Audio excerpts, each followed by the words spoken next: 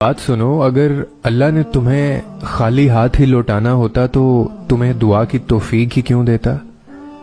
اگر اس نے آنسوں کی لاج نہ رکھنی ہوتی تو وہ تمہیں اپنے در پر بلاتا ہی کیوں؟ اور اگر اس نے تمہیں تڑپتا ہوا ہی چھوڑنا ہوتا تو پھر ہر پل تمہارے ساتھ ہونے کا دعویٰ کیوں کرتا؟ اگر اس نے تمہیں ٹھکرانا ہی ہوتا تو کیوں بار بار یقین دلاتا کہ مجھ سے دعا کرو، مجھے پکارو، میں تمہاری پکار کا جواب دوں گا؟ اگر اس نے تمہیں تنگی اور آزمائش میں مبتلا ہی رکھنا ہوتا تو بار بار یہ وعدہ کیوں کرتا کہ ہر مشکل کے ساتھ آسانی ہے؟ وہ تو تمہیں تمہاری برداشت سے زیادہ آزماتا بھی نہیں ہے۔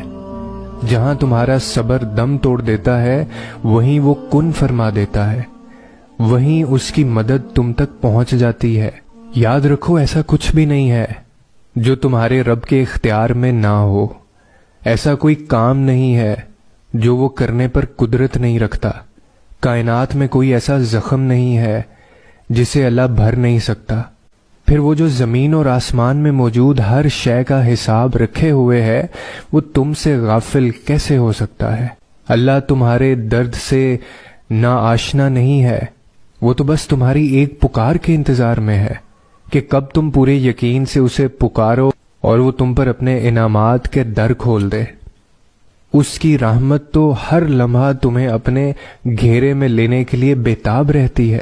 حضرت یوسف بھی جانتے تھے کہ آج اگر تنہائی میں برائی کر لی تو کل یہی برائی شہر میں پھیل چکی ہوگی۔ نفسانی خواہشات کی برائیاں تنہائی سے شروع ہوتی ہیں اور بدنام کر کے چھوڑتی ہیں۔ زلیخا نے تنہائی میں پھسلانے کی کوشش کی، لیکن ایک وقت آیا جب شہر کی سب عورتیں زلیخا کے بارے میں تبصرے کر رہی تھیں کہ اس نے اپنے پاک دامن غلام کو ورغلایا۔ پہلے قدم پر ہی رک جاؤ ورنہ زمانے میں ذلیل ہو جاؤ گے۔ اور جب تم گناہ کرتے جاتے ہو نا تو رفتہ رفتہ ایک ایسی دلدل میں دھنستے جاتے ہو جہاں تمہیں سکون میسر نہیں آتا۔ اور جب تم اپنے کیے پر شرمندہ نہیں ہوتے اور توبہ نہیں کرتے ہو تو تمہارا ضمیر گہری نیند سو جاتا ہے، تم اپنے نفس کے غلام بن جاتے ہو۔ پھر تم وہ سب کچھ کرتے ہو جو تمہارا نفس اپنی تسکین کے لیے تم سے کرواتا ہے۔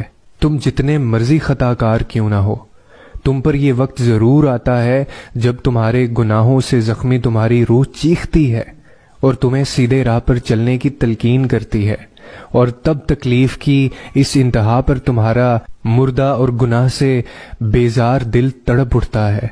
بس تم اس ایک لمحے میں اپنے ضمیر کی سن لینا اور اس کی آواز کو خود پر حاوی کر لینا۔ پھر جب تم ندامت کے ساتھ اپنے رب کو پکارو گے تو وہ رحمان تمہیں معاف کر دے گا اور تمہارے دل میں نور بھر دے گا۔ ایک اور بات کا خیال رکھنا کہ تمہیں گناہ کا راستہ چھوڑنے سے سکون تو بہت ملے گا، لیکن جب تم اپنے نفس سے بغاوت کرو گے تو تمہارے اندر اضطراب جنم لے گا، تمہارا نفس تمہیں بار بار گناہ کرنے پر مجبور کرے گا، لیکن تم ایسا ہونے مت دینا۔